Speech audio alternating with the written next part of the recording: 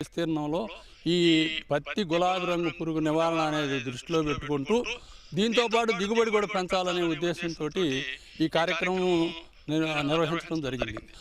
అత్యధిక దిగుబడి ఇచ్చేది, చీడపీడలను తట్టుకునే రకం ఎంపిక చేసి ఏ రైతులు ఏది కోరుకుంటే అదే విత్తనాన్ని ఎకరానికి 3 నుంచి 4 ప్యాకెట్లు ఉచితంగా ఇవ్వటం అసోసియేషన్ ద్వారా జరిగింది. మొదట్లో అయితే 40 రోజుల్లాగా చీడపీడలు ఉండేవి కాదు.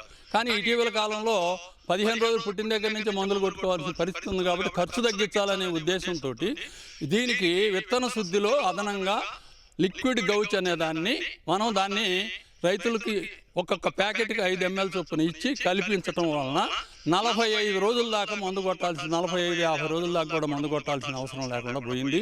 తర్వాత రెండవ కార్యక్రమంలో ఈ సూక్ష్మ పోషకాల అవసరం కూడా ఉందనేది గుర్తించి ఆ సూక్ష్మ పోషకాలు అనేది అందించడం జరిగింది. ఈ వర్షాలు ఎక్కువ మొక్కలు బాగా విపరీతంగా ఎదుగుదల వస్తాయి, వాటిని నియంత్రించాలనే ఉద్దేశంతో చమత్కార్ అనే మందుని 50 రోజులకి 45-50 రోజులకు ఒకసారి, మళ్ళీ 75-80 రోజులకు ఒకసారి 2 సార్లుగా వేసినప్పుడు నియంత్రణ అనేది జరిగింది. ఎత్తు పెరగకుండా నియంత్రణ జరిగింది.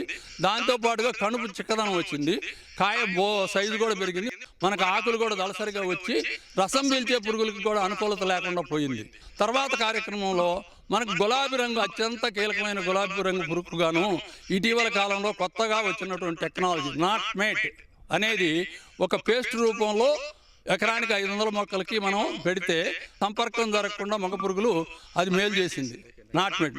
నెక్స్ట్ తర్వాత అవసరం మేరకు పురుగు మందులు అందరూ సామూహికంగా 25-30 ఎకరాలు ఒకేసారి మందు చల్లటం వలన సాగు ఖర్చులు కూడా తగ్గించుకున్నాం.